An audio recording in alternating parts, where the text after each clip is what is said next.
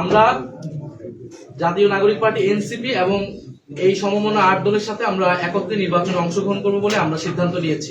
আমরা এখানে যার ন্যায্যতা তার ভিত্তিতেই আমরা আলহামদুলিল্লাহ আসনগুলো হাতে তুলে দিব সবার।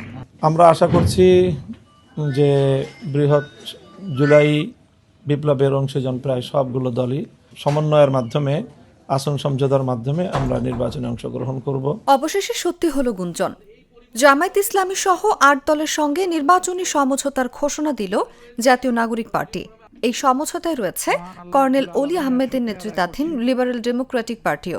তবে এই 10 দলের কে কোথায় নির্বাচন করবেন তা এখনও ঘোষণা করা হয়নি। কিছু আসনে নতুন করে জরিপ চালিয়ে আসন ছাড়ের বিষয়ে আলোচনা অব্যাহত রাখতে চায় দলগুলো।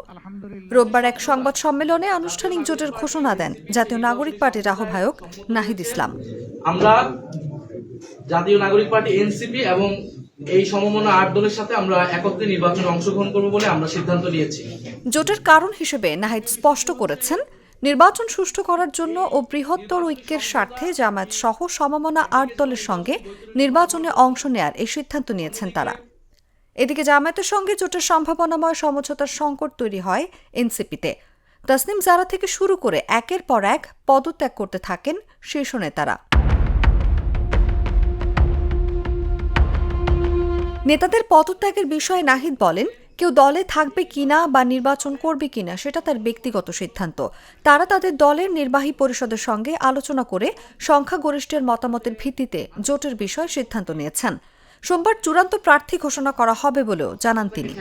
সেজন্য আমাদের বৃহত্তর ঐক্য প্রয়োজন।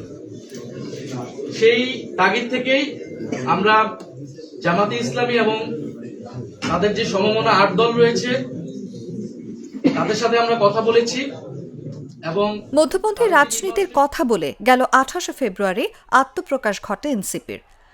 ত্রয়োদশ সংসদ নির্বাচন কেন্দ্রিক আলোচনা শুরু হয়ে গেল অক্টোবর থেকে তারা প্রথমে বিএনপির সঙ্গে আসন সমঝোতার আলোচনা শুরু করে।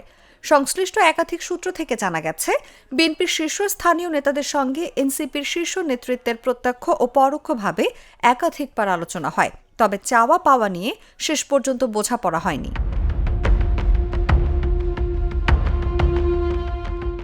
কিন্তু ভোটের রাজনীতির হিসাব নিকাশ মেলাতে গিয়ে এনসিপি বড় 2 দলের কোনো একটির সঙ্গে আসন সমঝোতাকে গুরুত্ব দেয়।